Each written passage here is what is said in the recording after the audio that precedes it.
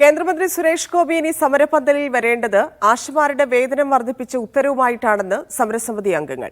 കേന്ദ്ര സർക്കാരിന്റെ ഉത്തരവില്ലാതെ സുരേഷ് ഗോപി വരുന്നതുകൊണ്ട് ഒരു കാര്യവുമില്ലെന്നും സമരക്കാർ പറയുന്നു.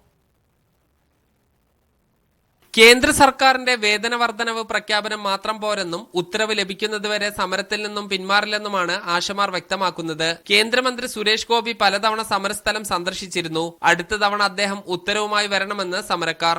കേന്ദ്രമന്ത്രി സുരേഷ് ഗോപിയുടെ കഴിഞ്ഞ ദിവസത്തെ സന്ദർശനത്തിനിടയിൽ പക്ഷേ ഒന്നും തന്നെ തീരുമാനമായിട്ടില്ല. അപ്പം ഞങ്ങൾ അദ്ദേഹത്തോട് അഭ്യർത്ഥിക്കുന്നത് അദ്ദേഹം ഇനി അതിൻ്റെ ഒരു ഉത്തരവുമായിട്ട് വരുന്നതായിരിക്കും നല്ലതെന്നാണ്. കാരണം അല്ലാതെ വരുന്നതുകൊണ്ട് പ്രത്യേകിച്ച് സമരസമിതിക്ക് പ്രത്യേകിച്ച് പ്രയോജനമൊന്നുമില്ല.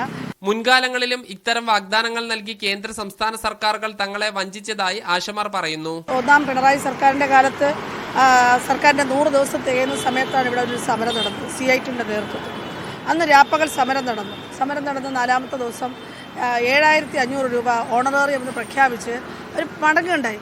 പക്ഷെ ഇപ്പോൾ പോലും 7000 രൂപ കിട്ടിയിട്ടില്ല. സെക്രട്ടേറിയറ്റിന് മുന്നിൽ ആശമാർ നടത്തുന്ന സമരം ഇന്ന് 33ാം ദിവസത്തിലേക്ക് കടന്നു.